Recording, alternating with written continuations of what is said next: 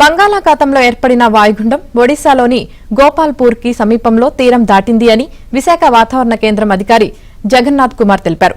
రానున్న 24 గంటల్లో రాష్ట్రంలోని పలుచోట్ల తేలికపాటి నుంచి భారీ వర్షాలు పడే అవకాశం ఉందంటున్న జగన్నాథ్ కుమార్తో మా ప్రతినిధి రామకృష్ణ ఫేస్ టు ఫేస్.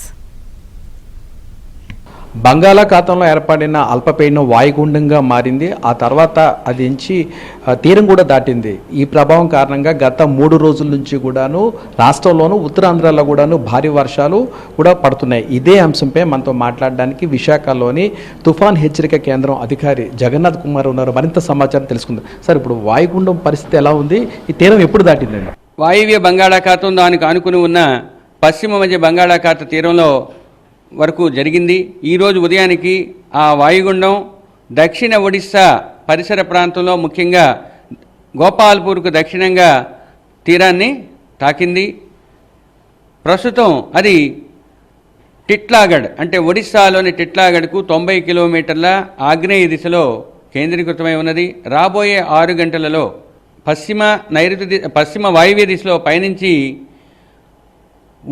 దక్షిణ ఒడిశా దక్షిణ ఛత్తీస్గఢ్ మీదుగా పయనించి సుస్పష్ట అల్పపీడనంగా బలహీనపడే అవకాశం ఉంది. దీంతో పాటుగా నిన్నటి 19 డిగ్రీల ఉత్తరాక్షాంశం వద్ద ఉన్న షియర్ జోన్ ఈరోజు 20 డిగ్రీల ఉత్తరాక్షాంశం వరకు ఉత్తరంగా జరిగింది.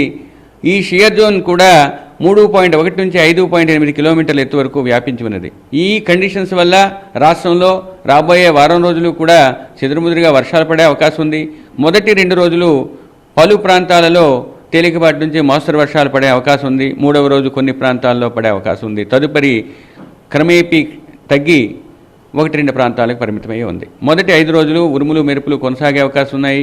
ఈ 5 రోజులు కూడా సుస్థిరమైన బలమైన ఋతుపవన గాలులు 40 నుంచి 50 కిలోమీటర్ల వేగంతో కోస్తా జిల్లాలపై ఉండే అవకాశం ఉంది. వాయుగుండం ఉత్తర అంతర్గత ఒడిశా తీర ప్రాంతానికి దగ్గరలో ఉండటం వలన నైరుతి దిశలో దాని యొక్క రెయిన్ఫాల్ బెల్ట్ కాన్సన్ట్రేట్ అయ్యే అవకాశాలు ఎక్కువ ఉండటం వలన మ్యాక్సిమం రెయిన్ఫాల్ బెల్ట్ పార్వతీపురం, మన్యం జిల్లా, అల్లూరి సీతారామరాజు జిల్లా, ఏలూరు జిల్లాల్లోని 1-2 చోట్ల భారీ వర్షానికి ఈ 24 గంటల్లో ఆస్కారం ఉంది. సార్, ఇక్కడ అది ఎల్లోలో చూపించారు కదా సార్? ఈ ఎల్లో జోన్ అంటేనే భారీ వర్షపాతం, సుమారు 7 సెంటీమీటర్ల వరకు వర్షపాతం పడే అవకాశం ఉన్న జిల్లాలు ఆ జిల్లాల్లో ఉన్నాయి.